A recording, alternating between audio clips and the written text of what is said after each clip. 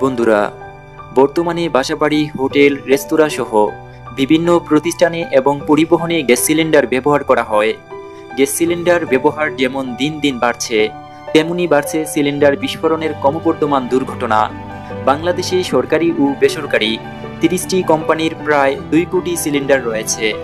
আর বাংলাদেশের একমাত্র এলপিজি প্রতিষ্ঠান হল petroleum corporation. LPG gas cylinder বিস্ফোরণে ক্ষয়ক্ষতি সহ প্রাণহানি বেড়েই চলেছে। আর আমরা এই ভিডিওতে দেখে নেব কি কাজ করলে সিলিন্ডার বিস্ফোরণ থেকে রক্ষা পাওয়া যাবে, কি কি কারণে গ্যাস সিলিন্ডার বিস্ফোরণ হয়, সিলিন্ডার কিভাবে তৈরি হয়, গ্যাস কোথা থেকে এবং কিভাবে আসে, সিলিন্ডারের মেয়াদ কতদিন কিভাবে বুঝবেন। এইসব যাবতীয় তথ্য জানতে না টেনে পুরো ভিডিওটি দেখতে থাকুন। তো চলুন দেখে নেওয়া যাক আজকের পুরো ভিডিও। প্রথমে জেনে নেওয়া যাক এলপিজি গ্যাস কিভাবে সংগ্রহ করা হয়। 2 পদ্ধতিতে এলপিজি গ্যাস পাওয়া যায়। প্রথম পদ্ধতিতে রান্না গ্যাস ন্যাচারাল সোর্স থেকে পাওয়া যায়। ন্যাচারাল মানে এই গ্যাস মাটির তলা থেকে পাওয়া যায়। মাটির নিচ থেকে এলপিজি গ্যাস পাওয়ার জন্য সর্বপ্রথমে বৈজ্ঞানিক টিম ডিটেক্টর মেশিনের সাহায্যে খোঁজ করে যে এই এলপিজি গ্যাস মাটির কোন অংশে মজুদ আছে, আর সেটাও আবার মাটির কত গভীরতায়। এলপিজি গ্যাস সমুদ্রের অনেক গভীরেও পাওয়া যায়। এবার যখন খোঁজ পাওয়া যায় মাটির কোন অংশে এলপিজি গ্যাস আছে, তারপর সেই স্থানে বড় বড় মেশিনের সাহায্যে ড্রিল করা হয়। ড্রিল করার পর এই গ্যাসকে বড় বড় পাইপলাইনের সাহায্যে বের করে নেওয়া হয়। মাটির নিচ থেকে যখন ন্যাচারাল গ্যাস বের করে নেওয়া হয়, তখন এই গ্যাসের সাথে সাথে আরও অন্যান্য গ্যাসও বের করা হয়। ইথেন, মিথেন, প্রোপেন, বিউটেন, এছাড়াও আরও অন্যান্য বিষাক্ত গ্যাসও মাটির নিচ থেকে বের করা হয়। এবার এই গ্যাসকে ফ্যাক্টরির মধ্যে নিয়ে গিয়ে ফিল্টার করা হয়। ফিল্টার করার সময় প্রোপেন ও বিউটেন গ্যাসকে একদম আলাদা করে নেওয়া হয়। আর এই প্রোপেন ও বিউটেন মিশ্রণকে এলপিজি গ্যাস বলা হয়। এই গ্যাসকে সিলিন্ডারের মধ্যে ভর্তি করা হয়। আরেক পদ্ধতিতে সিলিন্ডার গ্যাস পাওয়ার জন্য ক্রুড অয়েল ব্যবহার করা হয়। এই গ্যাসের পরিমাণ খুবই কম, তাছাড়া এর গুণগত মান অন্যান্য গ্যাসের চেয়ে অনেক ভালো। আর এই ক্রুড অয়েল থেকে পেট্রোল এবং ডিজেলও পাওয়া যায়। ক্রুড অয়েল মাটির নিচ থেকে নির্গত কাঁচা তেলকে বলা হয়। আর এই কাঁচা তেল থেকে এলপিজি গ্যাস পাওয়া যায়।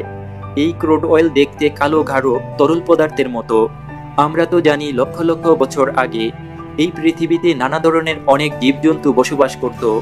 আর লক্ষ লক্ষ বছর আগে বড় বিপর্যয়ে পৃথিবীর উত্তাল পাতাল করার কারণে জীবজন্তু ও গাছপালা ধ্বংস হয়ে মাটির তলে চলে গেছে। অগ্নুৎপাত, তাপ ও চাপের কারণে মৃত জীবজন্তু আর গাছপালা ক্রুড অয়েলে পরিণত হয়ে যায়। তারপর মানুষ মাটির নিচে ক্রুড অয়েলের ভান্ডার খুঁজে পায়। আর এই ক্রুড অয়েল অর্থাৎ কাঁচা তেলকে খোদাই করে মাটির নিচ থেকে বের করে নেওয়া হয়। এই কাঁচা তেল মাটি থেকে 1000 ফুট নিচে বা তার থেকে আরও নিচে থাকতে পারে।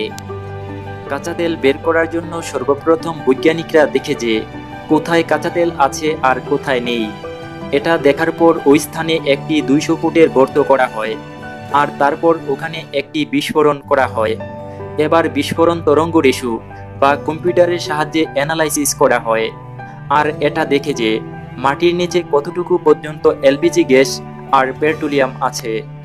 পরীক্ষা নিরীক্ষা কমপ্লিট হয়ে যাওয়ার পর সেখানে প্রাকৃতিক ক্রুড অয়েল এর কুয়া খোদাই করা হয়। তারপর কুয়া থেকে কাঁচা তেল বের করা হয়।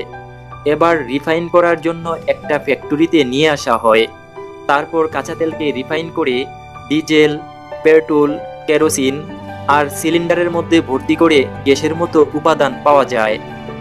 এই কাঁচা তেলকে রিফাইন করার জন্য সর্বপ্রথম কাঁচা তেলগুলোকে বড় বড় বেলুনাকার পাত্রে ঢালা হয়। তারপর 360 ডিগ্রি তাপমাত্রায় গরম করা হয়। এই টাওয়ারে 5টি সেকশন বানানো হয়েছে, যার নিচের সেকশনে ক্রুড অয়েল, যেটাকে 360 ডিগ্রি সেলসিয়াস পর্যন্ত গরম করা হয়। তারপর গরম হওয়ার পর এই ক্রুড অয়েল গ্যাসে পরিণত হয়ে যায় আরও কিছু পদ্ধতি অবলম্বন করে। তারপর এলপিজি গ্যাসকে কোম্পানিতে পৌঁছে দেওয়া হয়। তারপর সিলিন্ডারের ভিতর মেশিনের সাহায্যে খুবই দ্রুত ভর্তি করা হয়। এভাবে মাটির নিচ থেকে আমরা এলপিজি গ্যাস পেয়ে থাকি। তারপর কোম্পানি থেকে বিভিন্ন জায়গায় সাপ্লাই করা হয়। এখন দেখব এলপিজি সিলিন্ডার কিভাবে বানানো হয়। এলপিজি সিলিন্ডার বানানোর জন্য সর্বপ্রথম একটি স্টিলের পাতকে স্বয়ংক্রিয় মেশিনের সাহায্যে গোলাকারভাবে কেটে নেওয়া হয়। কেটে নেওয়া গোলাকার এই পাতকে হাইড্রোলিক প্রেসার মেশিনে ঢুকিয়ে একে একটি হাফ ক্যাপসুল আকৃতি দেয়া হয়। স্টিলের তৈরি এই ক্যাপসুলের নিচের অংশকে একই পদ্ধতিতে তৈরি করা হয়। এবার সিলিন্ডারের দুটি অংশকে এয়ার ওয়েল্ডিংয়ের সাহায্যে এভাবে জোড়া লাগিয়ে দেওয়া হয়। এরপর বেশ কিছু সময়ে সিলিন্ডারের উপরের অংশকে মেশিনের সাহায্যে ডিজাইন করে দেওয়া হয়। এরপর এই সিলিন্ডারগুলোকে সারিবদ্ধভাবে একটি বড় মেশিনে পাঠানো হয়। সেখানে সিলিন্ডারের পার্টসগুলোকে একে অপরের সাথে খুব মজবুতভাবে আটকে দেওয়া হয়। এরপর একটি স্বয়ংক্রিয় মেশিনের সাহায্যে রং করে নেওয়া হয়। আপনারা কি জানেন সিলিন্ডারের গায়ে লাল রং কেন দেয়া হয়? এটা আমরা সবাই জানি যে লাল রং বা লাল সংকেত সাধারণত বিপদ সংকেতকেই বোঝায়, যে কারণে সকল বিপজ্জনক জিনিসকে লাল রং দিয়ে প্রায় দর্শানো হয়।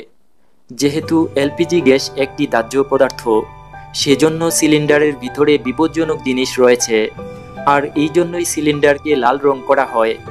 তবে শুধুমাত্র একটি কারণেই সিলিন্ডারকে লাল রং করা হয় না।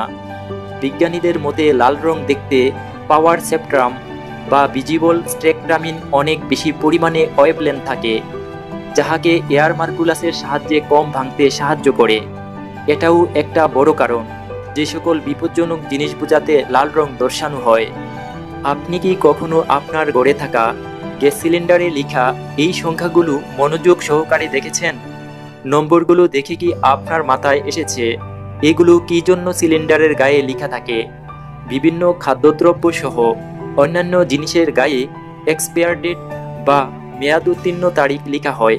তবে তেমনিভাবে এই এলপিজি সিলিন্ডারেও একটি মেয়াদ উত্তীর্ণ তারিখ লেখা থাকে।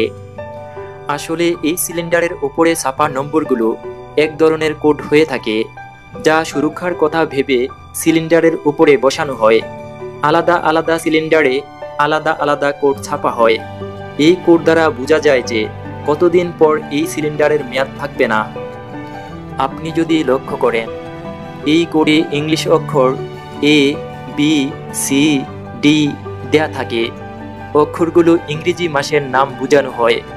এখানে একটি অক্ষর দ্বারা 3 মাস বোঝানো হয়, অর্থাৎ এ দ্বারা জানুয়ারি, ফেব্রুয়ারি, মার্চ মাসকে বোঝায়, বি দ্বারা এপ্রিল, মে এবং জুন, সি দ্বারা জুলাই, আগস্ট, সেপ্টেম্বর, ডি দ্বারা অক্টোবর, নভেম্বর, ডিসেম্বর মাসকে বোঝানো হয়। ইংরেজি এই অক্ষরে পর সংখ্যা দেয়া থাকে, যা দ্বারা সিলিন্ডারের উৎপাদন তারিখ বোঝানো হয়।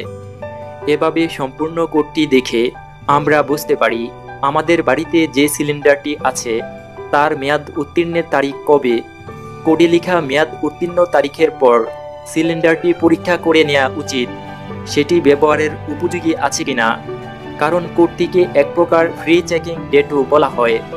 কোড অনুসারে দেয়া তারিখের মধ্যে সিলিন্ডার চেক করে নিলে বিভিন্ন ধরনের দুর্ঘটনা, যেমন বিস্ফোরণ অথবা আগুন লাগার মতো বিপদ অনেক অংশে কমিয়ে আনা যায়।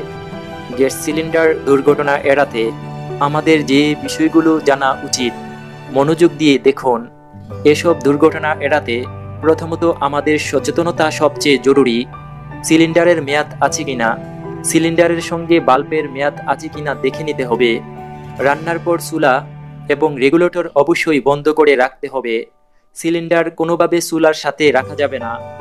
ঘরে গ্যাসের গন্ধ পেলে দ্রুত দরজা জানালা খুলে দিন এবং সিলিন্ডারের রেগুলেটর সুইচ বন্ধ করুন। চুলার উপরে দিয়াশলাই রাখা যাবে না। রান্না শুরু করার আগে কমপক্ষে 15 মিনিট দরজা জানালা খুলে রাখুন, তারপর রান্না শুরু করুন। ভালো মানের রেগুলেটর, ভালো মানের সিলিন্ডার ব্যবহার করুন। ঘরে গন্ধ পেলে দিয়াশলাই, বৈদ্যুতিক সুইচ অন করা যাবে না, অর্থাৎ আগুন জ্বালানো যাবে না। তো বন্ধুরা, আজকে এই ভিডিও থেকে আমরা অনেক কিছু জানতে পেরেছি।